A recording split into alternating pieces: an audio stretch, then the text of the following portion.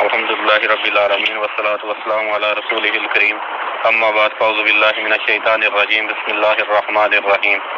وعن ابن عباس رضی اللہ تعالی عنہما ان النبی صلی اللہ علیہ وسلم کان یقرأ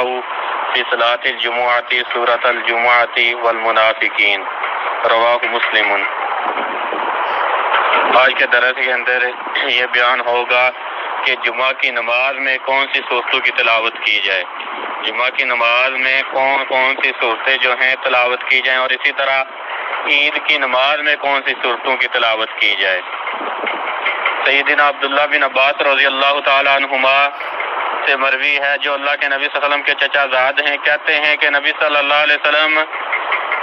جو جمعے کی نماز تھی اس میں سورۃ الجمعہ اور سورۃ المنافقین پڑھا کرتے تھے۔ یہ مسلم کی روایت ہے۔ تو عربی کے اندر ایک قاعدہ ہے کہ فعل مضارع سے پہلے کانا آ جائے تو وہ استمرار کا فائدہ دیتا ہے، تو یہاں پر مراد یہ ہے کہ کثرت کے ساتھ یہ معمول تھا کہ یہ صورتیں پڑھتے۔ آگے آ رہا ہے کہ سورۃ السبح اسم ربک الاعلی اور سورۃ الغاشیہ بھی آپ پڑھا کرتے تھے۔ تو اس حدیث کے اندر یہ جو دو صورتیں سورۃ الجمعہ اور سورۃ المنافقین کا ذکر ہوا ہے کہ جمعے کی نماز میں اللہ کے نبی صلی اللہ علیہ وسلم پڑھا کرتے تھے، تو سورۃ الجمعہ کے پڑھنے کی یہ سبب تھا کہ اس کے اندر کئی چیزیں اللہ رب العزت نے بیان کی ہیں۔ مثلا اس کے اندر اللہ رب العزت نے اپنی بڑائی بیان کی ہے کہ اللہ رب العزت کی زمین اور آسمان میں تمام مخلوقات جو ہیں وہ تسبیح بیان کرتی ہیں،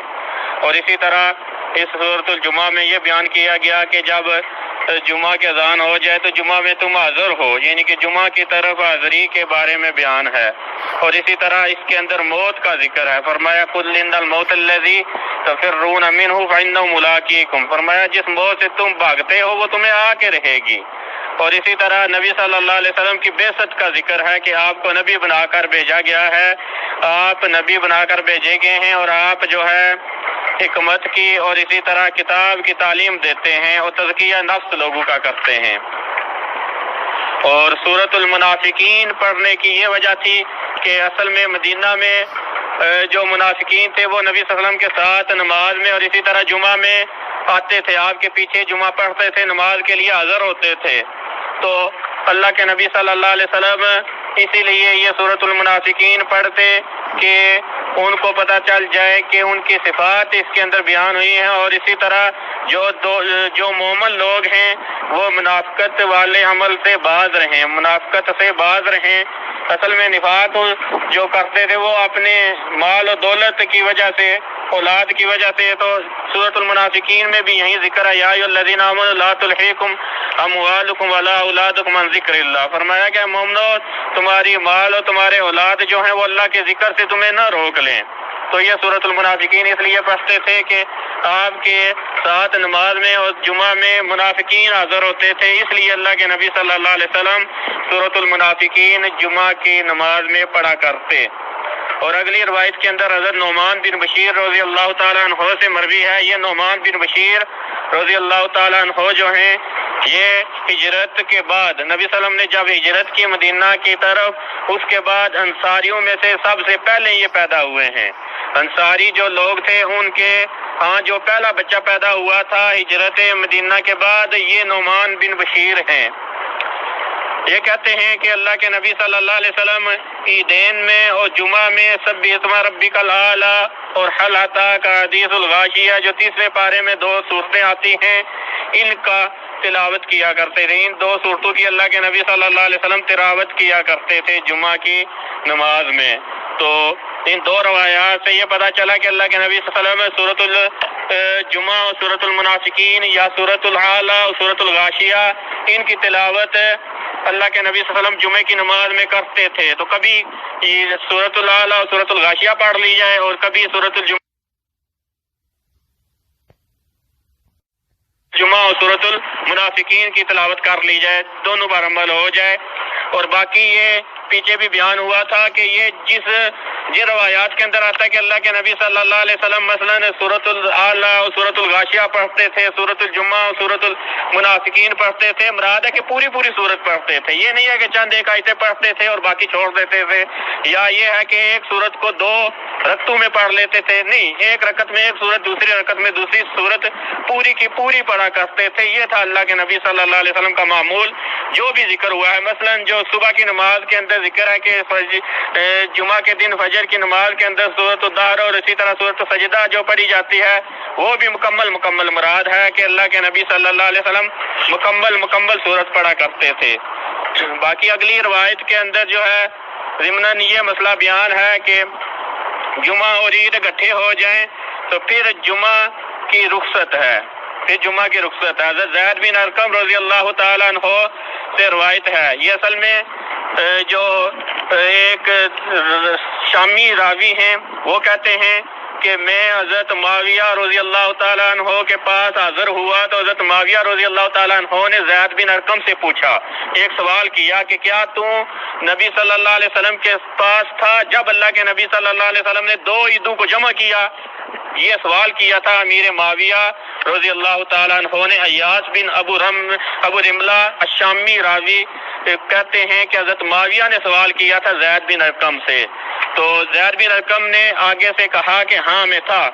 تو 2 عیدوں سے مراد تھا کہ جمعہ کی نماز اور اسی طرح عید، یعنی کہ جمعہ اور عید ایک دن میں اکٹھے ہو گئے تھے۔ وہ سوال یہ تھا کہ 2 عیدوں میں اکٹھا تھا، 2 عیدوں سے مراد ایک عید تھی اور ایک جمعہ تھا، تو یہ 2 اکٹھے ہوئے تھے، اس کے بارے میں سوال کیا تھا امیر معاویہ نے۔ تو زید بن ارقم نے کہا کہ نبی صلی اللہ علیہ وسلم نے عید کی نماز پڑھی، پھر آپ نے رخصت دی، تو رخصت سے مراد ہے کہ آسانی پیدا کرنے کے لیے، امت کے لیے آسانی رکھی، فرمایا کہ تم جو جمعہ ہے اس کے اندر رخصت ہے تمہارے لیے۔ اللہ کے نبی صلی اللہ علیہ وسلم نے عید پڑھنے کے بعد جمعہ میں رخصت دی اور فرمایا کہ من شاء ان یصلی فلیصلی، جو چاہے تو وہ پڑھ لے جمعہ کی نماز، یعنی کہ جو چاہتا ہے جمعہ کی نماز پڑھنا تو جمعہ پڑھ لے، حالانکہ جمعہ اس پر پھر وجوب ساقط ہو گیا ہے عید کی نماز پڑھنے سے۔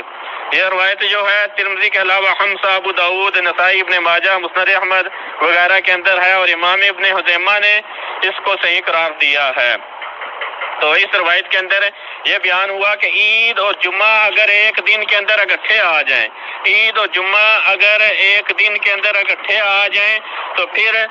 جو آدمی عید نماز جو ہے وہ امام کے ساتھ پڑھ لے، اس کے لیے رخصت ہے کہ وہ جمعہ نہ پڑھے تو کوئی حرج نہیں ہے۔ ہاں اس کی جگہ زور پڑے گا، بعض کہتے ہیں کہ زور بھی ساقط ہو جاتی ہے، زور نہیں ساقط ہوتی، بلکہ وہ جمعہ نہیں پڑھے گا تو زور پڑے گا،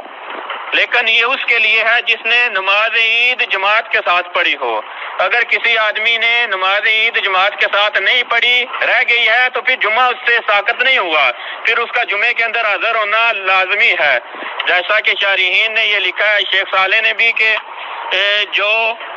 عید کی نماز پڑھ لے گا اس کے لیے یہ رخصت ہے۔ تو اللہ کے نبی صلی اللہ علیہ وسلم کا فرمان بھی انہی لوگوں کا تھا جو عید پڑھ چکے تھے، عید پڑھنے کے بعد اللہ کے نبی صلی اللہ علیہ وسلم نے انہی کو ہی یہ رخصت دی ہے جو عید پڑھ چکے تھے۔ اگر کسی کی عید رہ گئی ہے، جماعت کے ساتھ پڑھنے تھے، وہ نہیں پڑھ سکا، تو اس کے لیے یہ رخصت قطعاً نہیں ہے، اس کو جمعہ کے لیے حاضر ہونا ہے، جمعہ کے لیے اس کا حاضر ہونا لازمی ہے۔ رخصت اس آدمی کے لیے ہے جس نے نماز عید امام کے ساتھ پڑھ لی ہے، یہ رخصت اس کے لیے ہے۔ تو آج کے درس کے اندر یہ بیان ہوا کہ جو جمعہ کی نماز ہے اس کے اندر سورۃ الجمعہ اور سورۃ المنافقین کی تلاوت کرنی چاہیے، اسی طرح سورۃ الاعلیٰ اور سورۃ الغاشیہ کی تلاوت کرنی چاہیے، اور عید کی نماز میں جو حدیث پڑھی اس کے اندر تھا کہ اللہ کے نبی صلی اللہ علیہ وسلم سورۃ الاعلیٰ اور سورۃ الغاشیہ کی تلاوت کرتے تھے۔ لیکن ایک اور روایت صحیح مسلم کے اندر آتی ہے کہ اللہ کے نبی صلی اللہ علیہ وسلم عید کی نماز میں سورۃ القاف اور سورۃ القمر، اقتربت الساعۃ وانشق القمر، یہ صورتیں 2 جو ہیں یہ بھی تلاوت کیا کرتے تھے، یعنی کہ جمعہ میں سورۃ الجمعہ، سورۃ المنافقین اور اسی طرح سورۃ الاعلیٰ، سورۃ الغاشیہ، یہ 2 صورتیں پڑھی جائیں۔ عید کی نماز میں سورۃ الاعلیٰ، سورۃ الغاشیہ اور اسی طرح سورۃ القاف اور سورۃ القمر، ان کی تلاوت کرنی چاہیے، یہ مسنون طریقہ ہے۔ یہ مصنون طریقہ ہے۔ باقی جو تلاوت کی جائے گی، چند ایک آیتیں تلاوت کر لی جائیں تو نماز تو درست ہوگی، لیکن مصنون طریقہ نہیں ہوگا۔ مصنون طریقہ یہی ہے کہ ان صورتوں کی تلاوت کی جائے جو اللہ کے نبی صلی اللہ علیہ وسلم نے جن کی تلاوت کیا کرتے تھے۔ تو کل کے درس کے اندر انشاءاللہ بیان ہوگا کہ جمعہ کی نماز کے بعد نفلی نماز جو ہے وہ کتنی ہے، اور اسی طرح اس کا پڑھنے کا کیا طریقہ ہے۔ واستغفر اللہ لی ولکم ولسائر المسلمین والمسلمات وآخر دعوانا ان الحمد للہ رب العالمین۔